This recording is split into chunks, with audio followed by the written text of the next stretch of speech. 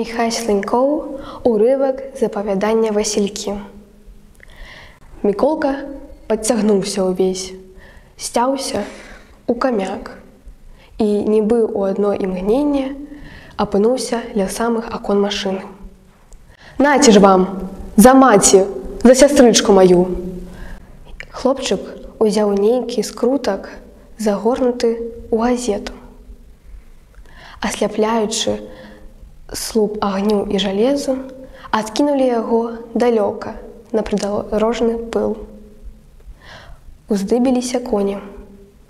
Пачуліся каманды. Салдаты пабеглі з лапатамі, з насілкамі ад страху. Рэшткі машыны дагаралі на дарозе. Да Міколкі падышоў нейкі сівы нямецкі вахмістр. Ён узяў і выстраліў некалькі разоў у хлопчыка. Але, спужаўшыся чагосьці, паляцеў прэч. Міколка не чуў гэтых стрэлаў. Ён ціха ляжаў. Сваім позіркам ён углядаўся ў блакітнае прыгожае неба.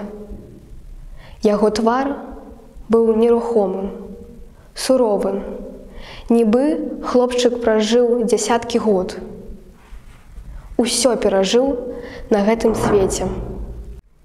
Каля яго ляжала торбачка, невялікая такая, з пеналам. Таксама выпалі з-за пазухі васількі. Яны былі запазнелыя, восеньскія.